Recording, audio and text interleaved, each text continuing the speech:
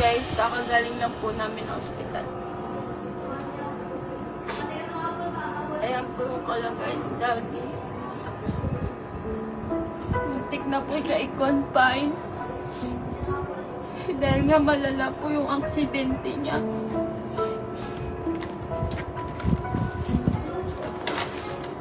Ito po yung mga reseta. Ang dami niya pong iinuming gamot.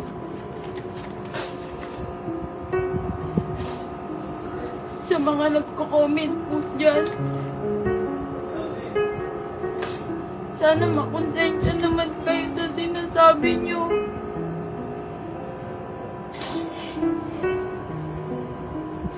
Kasi wala naman pong gustong magkaganyan si Daddy.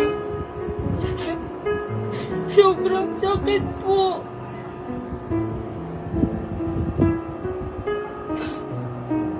Kung kaya po na sa sitwasyon namin. Kaya mo na yung comment na yan. Anong comment yung video nung una? Ha?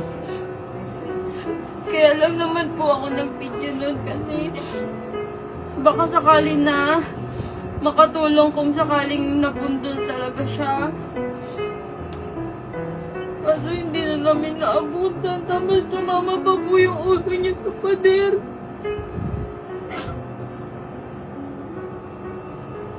$30,000 po yung ginastos namin sa ospital. Sana po wag na po kayong mag-comment ng masakit.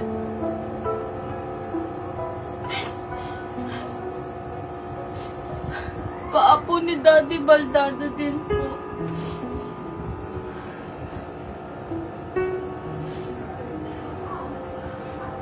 Sa mga nagko-comment po na content lang, huwag sana po mangyari sa inyo yung ganito. Yan po reseta ng doktor. Ito po yung mga iinumin niyang gamot. Habang nagpapagaling siya. Pagaling ka natin.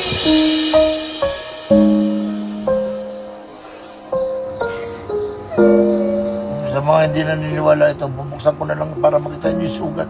Huwag na, di, huwag na. Hindi, pakita ko yung sugat sa kanila. Hindi mo na kailangan patunayan. Pakita ko nga lang yung sugat para hindi na nga sila mag-comment ng masasakit. Huwag na, tama na. O huwag ka na magbasa ng comment para hindi ka nasasaktan.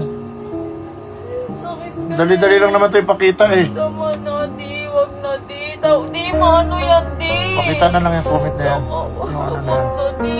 Tama na. Hindi kasi sa kanila nangyari, kaya ganyan sila eh. Tama na,